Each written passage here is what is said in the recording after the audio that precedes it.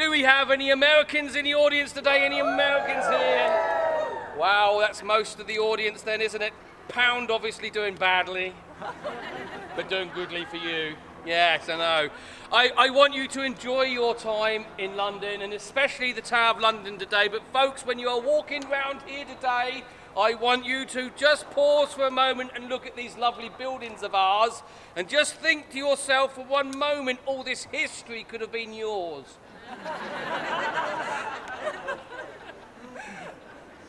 Now do have a happy 4th of July.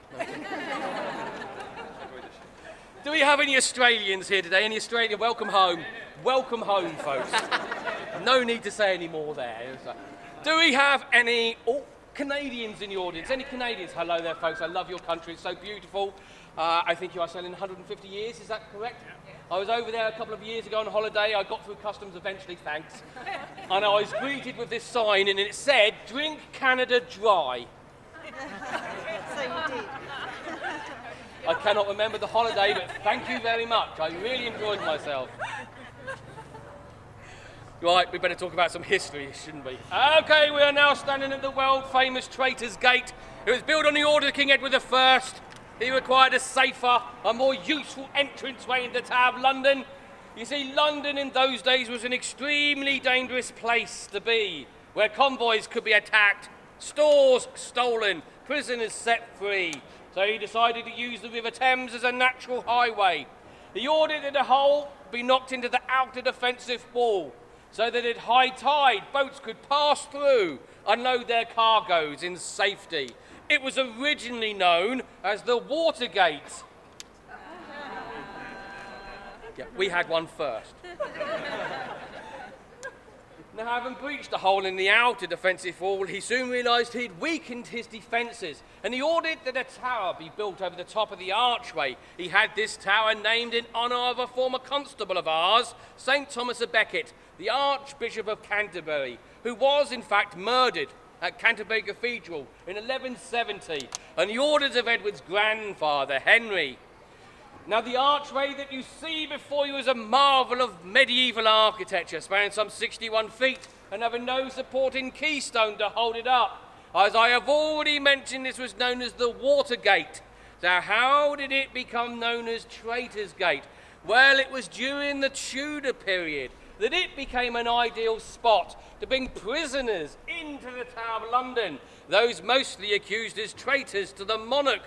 Through those gates have come no less than 3 queens of England: Queen Anne Boleyn, Queen Catherine Howard, and Lady Jane Grey, the uncrowned queen of only 9 days. High dignitaries of the church were of course no exception.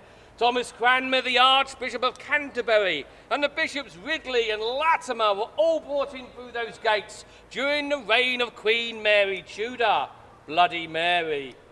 Now, these 3 pious men, we later took them to Oxford, where we burned them at the stake for heresy. Those and many more poor unfortunate souls would have made their way down the River Thames by boat or barge from their trials at London's Guildhall or the Palace of Westminster.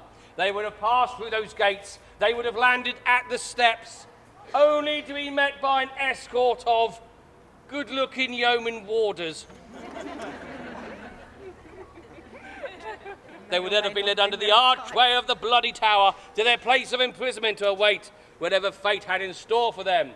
All too often, it would result in them being handed over to the sheriffs of London for a short journey to their place of execution. Now, behind you there, ladies and gentlemen, is the infamous Bloody Tower.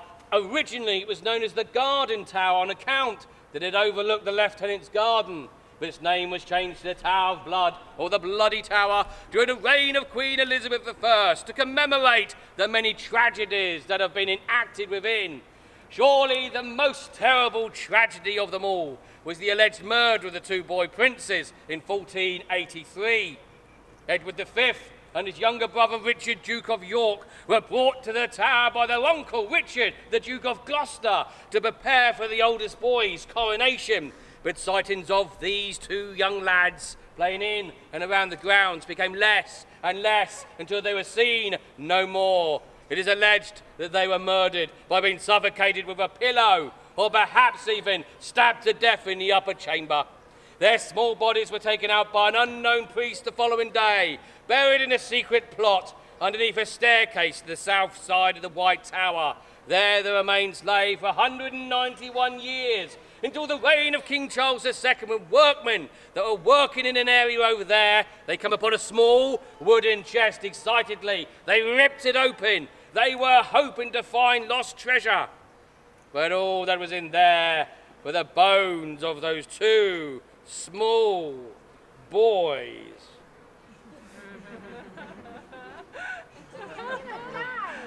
Yes, if you don't give me that lollipop. That's okay. We can share.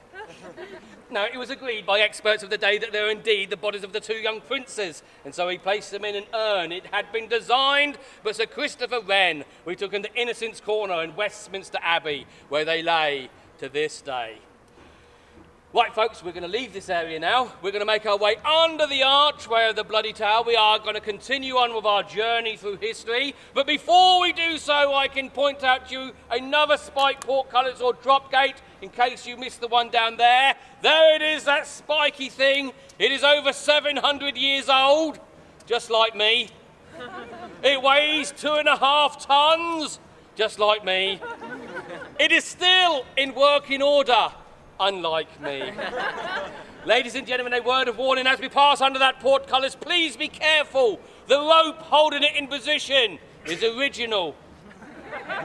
And I'd like you lot to go first, actually. We're going to head under the archway up the hill. We're going to stop at the steps there. We're going to talk about the oldest part of the Tower of London. Come on, forward to victory.